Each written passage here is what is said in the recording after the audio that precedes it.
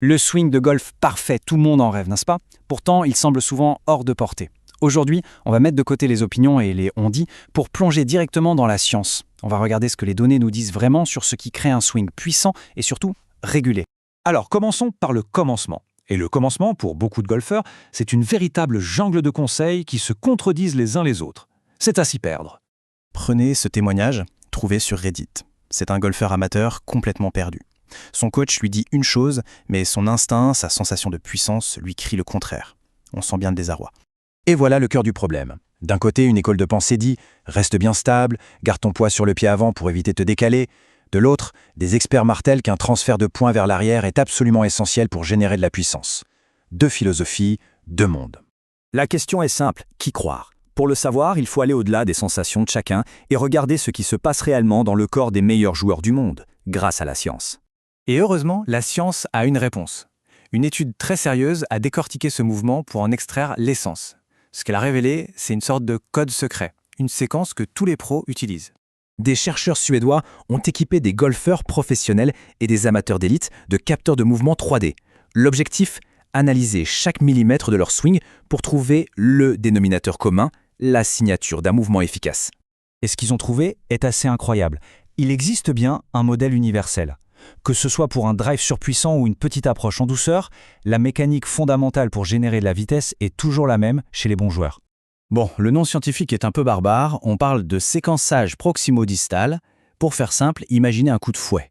Le mouvement ne part pas du bout de la lanière, non. Il part de la poignée, du centre, et l'énergie se propage vers l'extérieur en s'accélérant de manière explosive. C'est exactement ça, le swing de golf. Mais attention, ce flux d'énergie n'est pas du tout chaotique. Au contraire, les données montrent que c'est une séquence ultra précise, une véritable chorégraphie millimétrée et répétable.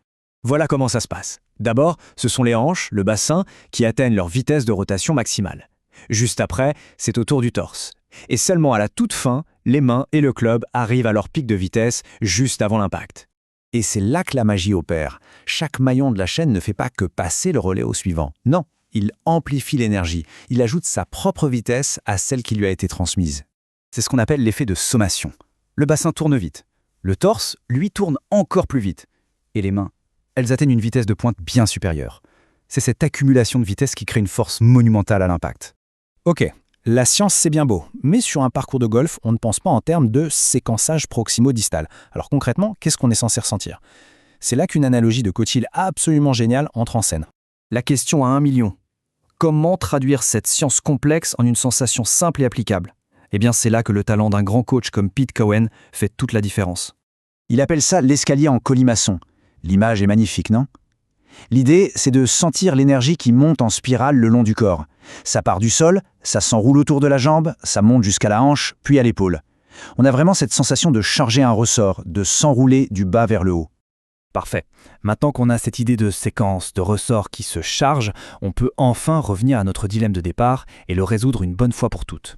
Et la clé, en fait, est plus subtile qu'on ne le pense. Le mot important n'est pas vraiment poids, c'est pression. La nuance est cruciale. Voilà ce qui se passe réellement. Durant le backswing, on sent la pression se déplacer sous le pied, vers le talon droit.